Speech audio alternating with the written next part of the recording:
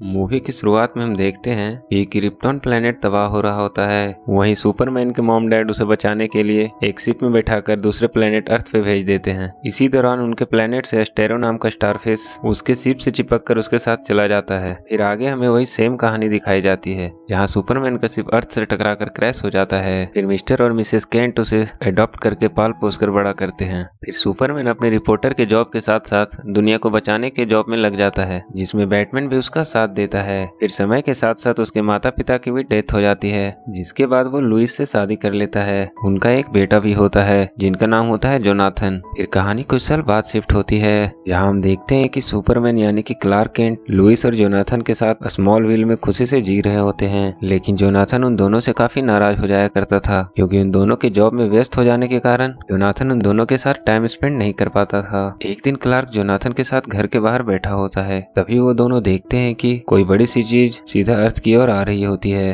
जिसके बाद Clark Jonathan से कहता है कि तुम यही रुको, मैं अपना कुछ काम करके आता हूँ। एक्चुअली जोनाथन को ये पता नहीं था कि उसके डैड ही सुपरमैन है। फिर क्लार्क सुपरमैन बनकर तुरंत उस चीज के पास पहुंच जाता है और उसको अर्थ में गिरने से रोक लेता है। दरअसल वो जस्टिस लीग की ही वॉच टावर थी और फिलहाल उसके अंदर ग्रीन एरो था, जो सुपरमैन से कहता है कि हमारी वॉच टावर किसी चीज से टकराकर डैमेज हो गई थी। फिर सुपरमैन उसको रिपेयर करके वापस अर्थ में लौट जाता है। लेकिन इधर ग्रीन एरो को उसके वॉच टावर के अंदर किसी और के होने का एहसास होता है। फिर वो जैसे ही उसकी तलाशी लेने आगे बढ़ता है, तभी कोई अजीब सी चीज उसके पास आकर उसे अपने वश में कर लेता है। फिर अगले दिन हम देखते हैं कि जोनाथन का बेसबॉल मैच होता है, जिसको देखने सिर्फ उसकी मोम लुइस आई होती है। जोनाथन एक बॉल को भी हिट नहीं कर पाता, जिससे उसकी टीम हार जाती है। दरअसल क्लार्क के वहाँ ना आने से जोनाथन काफी अपसेट था। फिर वो घर पहुंचकर खुद को अपने रूम में बंद कर लेता है। फिर क्लार्क ड्यूटी से आने के बाद उससे माफी मांगने लगता है, लेकिन जोनाथन गुस्से में आकर घर की विंडो से कूदकर घर से दूर भागने लगता है।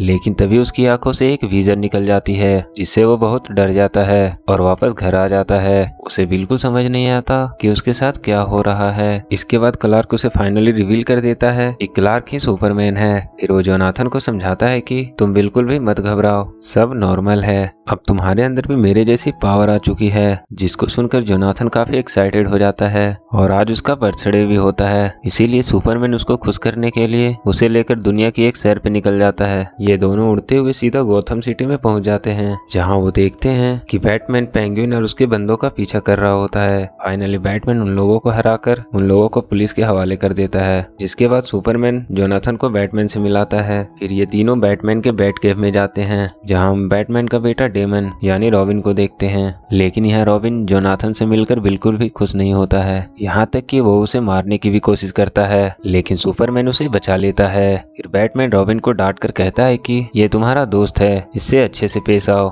फिर सुपरमैन बैटमैन से कहता है कि हम दोनों को चलकर एक बार वॉच टावर में जाकर देखना चाहिए कि वहाँ चल क्या रहा है। फिर सुपरमैन जोनाथन को घर ड्रॉप करके बैटमैन के साथ वॉच टावर में चला जाता है, जहाँ वो देखता है कि ग्रीन एरो गायब था। पर तभी उसके सामने मार्शियन मैन हंटर आ जाता है, जो उसी एस्टेरो जैसे दिखने वाले क्रिएचर के वश में था। अब वो क्रिएचर सुपरमैन और बैटमैन को भी अपने वश में कर लेता है। फिर आगे हम देखते हैं कि जोनाथन को उसके स्कूल में एक लड़का परेशान करने लगता है, जिससे जोनाथन उसकी खूब पिटाई कर देता है। वहीं रॉबिन अपने बैट कैब में बैठा होता है, तभी वहाँ बैटमैन आ जाता है, जो कि अपने होश में नहीं था, और वो उसी क्रिएचर की मदद से रॉबिन को भी इन्फेक्ट करने की कोशिश करता है। फिर उन दोनों में एक लंबी फाइट होती है। रॉबिन उसे समझाने की कोशिश करता है कि तुम अपने होश में नहीं हो, पर बैटमैन उसकी एक नहीं सुनता है और रॉबिन को पकड़कर नीचे खाई में फेंक देता है। जिसके बाद वो अपने बैटमोबिल से वहां से निकल जाता है। लेकिन इधर रॉबिन मरा नहीं होता है, वो दोबारा ऊपर आकर कंप्यूटर चेक करता है, जिसमें उसे पता चलता है कि सारे हीरोज भी सुपरमैन और बैटमैन की तरह इन्फेक्ट हो चुके होते हैं और अब अगला टारगेट जोनाथन था।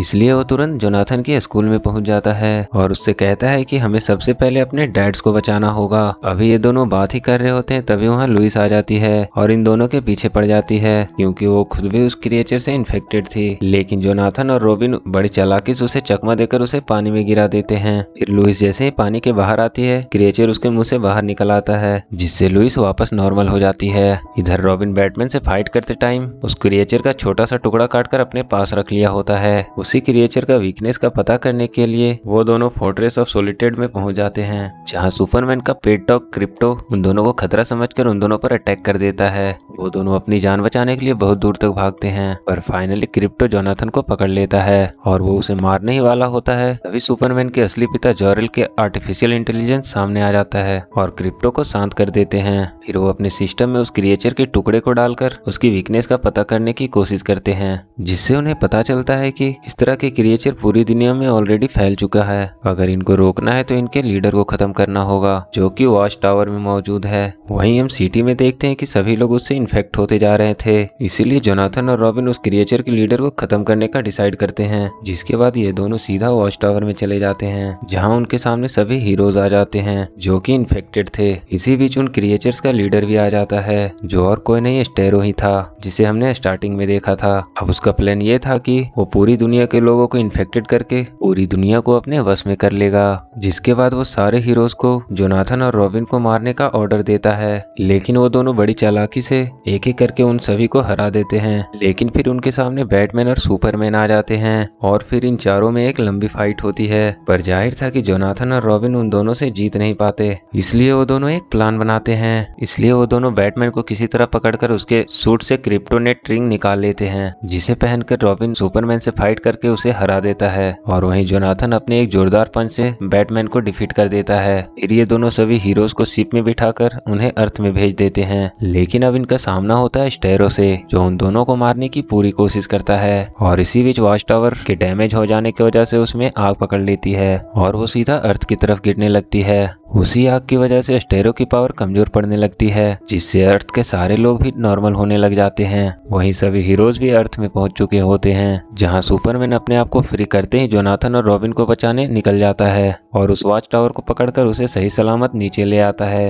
लेकिन फिर हम देखते हैं कि स्टेरो उससे बाहर आकर सब पे अटैक करने लग जाता है, लेकिन सुपरमैन और जोनाथन उसे जोर से हिट करके अर्थ से बाहर फेंक देते हैं, जिससे सब कुछ ठीक हो जाता है। फिर हम देखते हैं कि जोनाथन वापस अपना बेसबॉल गेम खेलता है और इस बार उसका मैच देखने लुइस के साथ साथ क्लार्क और उसके साथ ब्रूस और डेमन भी उसका मैच देखने आए होते हैं, जिससे जोनाथन काफी कॉन्फिडेंस से वो मैच खेलता है और वो मैच जीत जाता है। और इसी के साथ ये मूवी यहीं खत्म हो जाती है। अगर ये वीडियो अच्छी लगी तो do like and share the video and subscribe my channel and press that bell icon.